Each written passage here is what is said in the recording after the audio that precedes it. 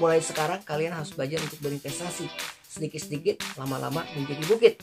Buat kalian yang sudah memulai dan baru memulai, terus ya, harus konsisten.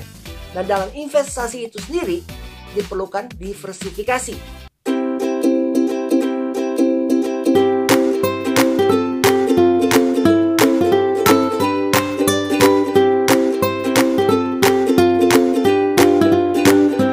Ya guys, ketemu lagi di Tea Channel bersama saya Tea. Di channel ini, di channel tempatnya berbagi ilmu, info, pengalaman, dan cerita apa yang Tea alami. Kalian boleh tahu, apa yang Tea tahu kalian harus tahu. Seperti biasa, di setiap akhir minggu kita akan selalu mereview market sepanjang minggu ini sekitar investasi ya.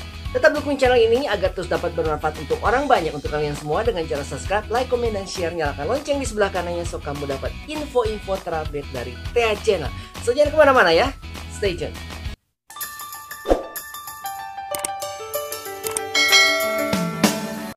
Oke, selamat pagi semuanya ya. Mudah-mudahan kalian diberi kesehatan pada hari ini dan mudah-mudahan kalian selalu diberikan kelancaran dalam rezeki, dalam istilahnya semua bidang kehidupan ya.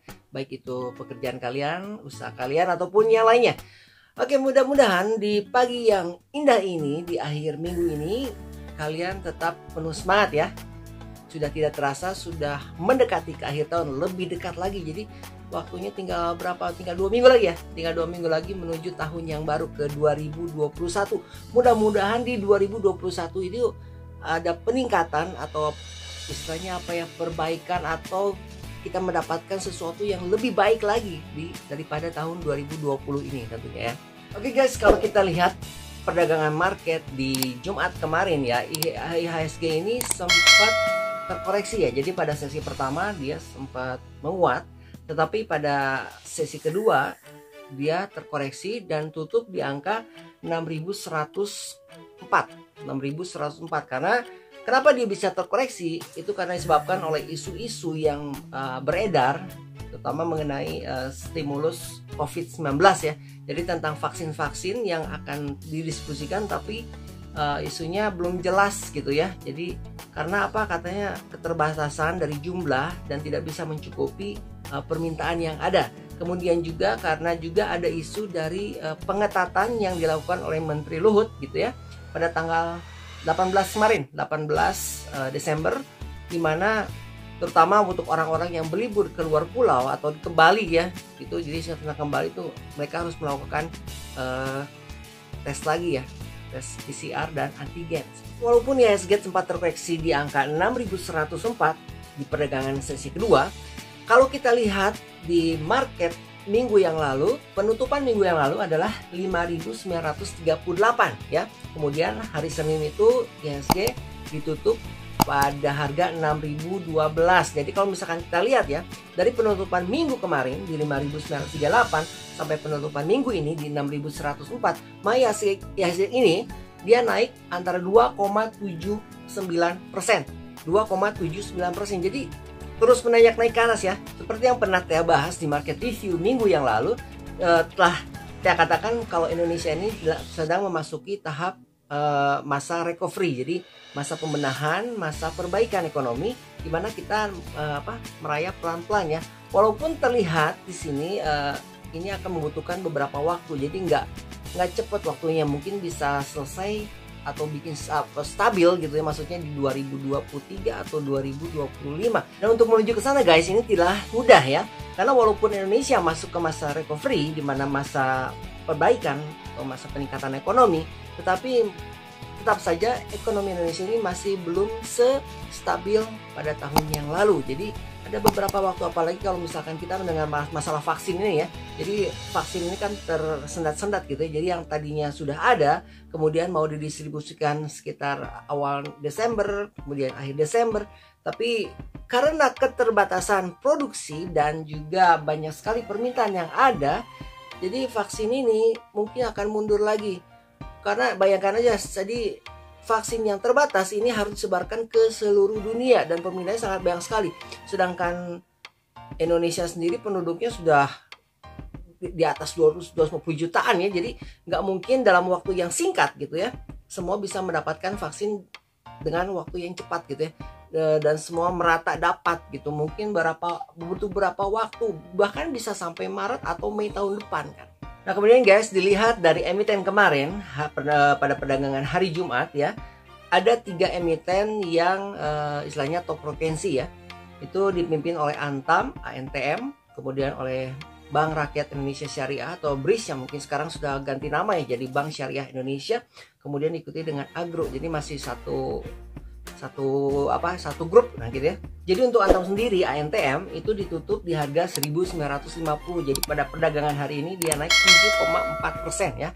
Kemudian BRIS ditutup di angka 2290. Kemudian Agro di 1035 ya, 1035. Kalau misalkan kita bicara tentang Antam ya, di perdagangan minggu yang lalu ini Antam tuh sekitar harga 1.300 sampai 1.400 ya. Kemudian dia merayap terus ke 1.500, 1.600, 1.700, 1.800 kan. Sekarang sudah 1.950. Nah, kalau misalkan gitu ya, kita ingin tahu ada apa dengan Antam ini? Kenapa dia terus melambung jauh? Dan jawabannya adalah karena ada isunya bahwa Desember ini tepatnya ya ada pendandatanganan gitu, persetujuan atau kontrak gitu ya, kontrak kerja antara Indonesia dengan Korea, gimana kita akan mendirikan sebuah pabrik baterai di Indonesia tentunya ya.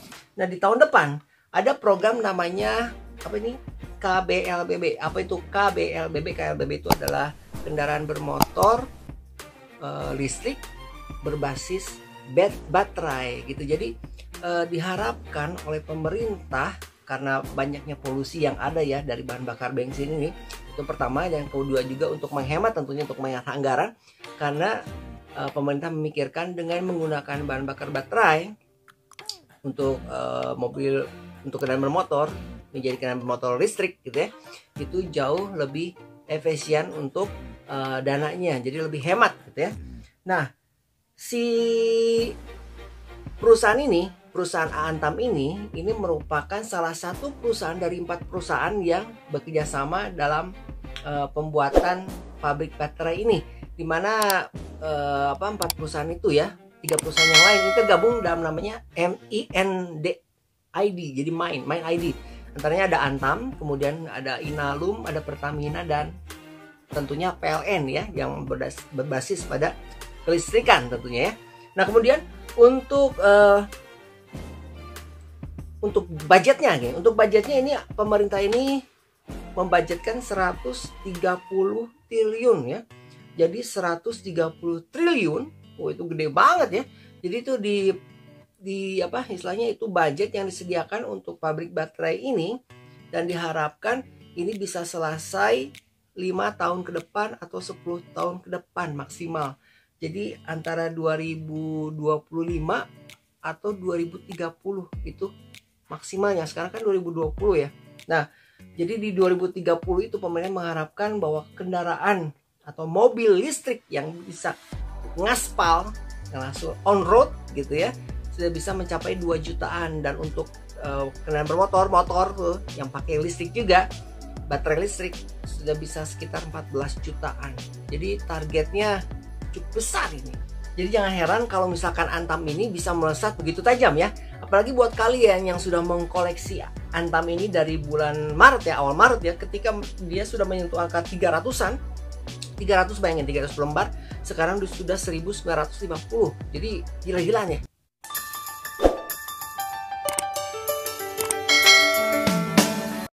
Kemudian untuk saham BRIS ya, Bank Rakyat Indonesia Syariah atau Bank Syariah Indonesia, seperti yang telah kita bicarakan di video-video sebelumnya, ketika itu bahwa BRIS akan menuju angka 2000, bahkan sekarang sudah di 2290 ya, jadi sudah lebih dari 2000.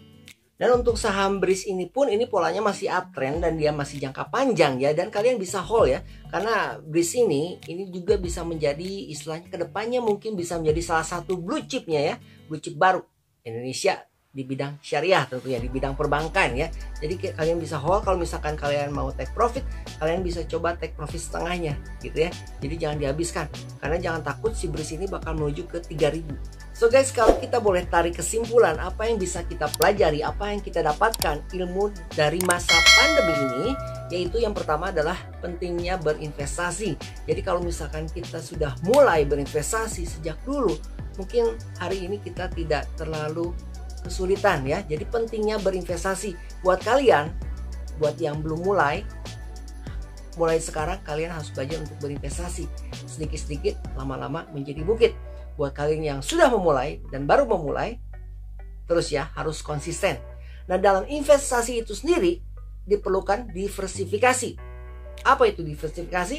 Jadi seperti yang kalian tahu, kalau misalkan ada peribahasa ya, ada peribahasa yang mengatakan kan jangan taruh telur di satu keranjang yang sama, tapi taruhlah di beberapa keranjang. Jadi ketika telur itu pecah, dia tidak hancur semuanya. Nah, itulah gunanya diversifikasi ya. Untuk orang-orang yang melakukan diversifikasi ini, tentunya hari ini dia tersenyum puas, tersenyum lebar ya. Kita ambil contoh. Kalau misalkan 2 tahun yang lalu ya, seseorang atau kalian berinvestasi pada Bitcoin ketika harga itu masih 75 juta per rupiahnya ya. Kalian berinvestasi pada Bitcoin. Kemudian tahun kemarin kalian juga berinvestasi pada emas ketika di awal tahun masih 700.000 per gramnya ya, 700.000 per gram. Kemudian ketika di bulan Februari Maret kalian juga berinvestasi pada saham ketika saham menyentuh angka terendahnya sekitar 4 ribuan IHSG-nya. Nah, ketika emas kemarin sempat menyentuh angka 1 juta ya di awal November kalau nggak salah ya, sempat menyentuh 1 juta. Walaupun sekarang mengalami keturunan, tetap mengalami penurunan maksudnya ya. Walaupun sekarang mengalami penurunan ke angka 723 per gram ya, tetap saja kalau kita tarik garis panjang itu dari awal tahun hingga ke akhir tahun ini mengalami peningkatan. Kalau misalkan kalian jual pada di angka 1 juta, tentunya lebih mendapatkan untung. Dan Bitcoin juga kalau misalkan 2 tahun yang lalu dia 75 juta per rupiahnya gitu ya, 75 per rupiahnya. Per video ini dibuat per hari ini, harga Bitcoin itu sudah menyentuh 320 juta 140 ribu ya, 320 juta 140 ribu per rupiahnya. Susah ya ngitungnya. Jadi gila-gilaan ya kenaikannya. Dan untuk IHSG sendiri sekarang kan sudah menyentuh 6.104. Bahkan di tahun ke depannya ini bisa naik ke 7.000, bahkan bisa sampai ke 8.000 apabila Indonesia sudah benar-benar stabil. Jadi itulah fungsinya diversifikasi. Semua yang investasikan sama-sama naik di saat yang tepat. Nah, jadi untuk rencana kalian di tahun depan, apa rencana kalian dalam berinvestasi? Kalian boleh komen di bawah ya. Buat kalian yang belum berinvestasi, mulailah berinvestasi. Buat kalian yang sudah berinvestasi, terus konsisten berinvestasi. Jangan lupa diversifikasi tadi ya. Oke guys, sampai di sini saja dulu video kita pada kali ini. Mudah-mudahan bisa bermanfaat buat kalian semua, bisa menambah wawasan kalian, bisa memberikan ilmu dan memberikan pengetahuan yang berguna buat kalian. Jangan lupa dukung terus channel ini agar dapat bermanfaat buat kalian dengan cara subscribe, like, komen, dan share. Nyalakan lonceng di sebelah kanannya so kamu dapat info-info terupdate dari pihak channel. So kita ketemu lagi di video yang berikutnya. See you next time. Bye-bye.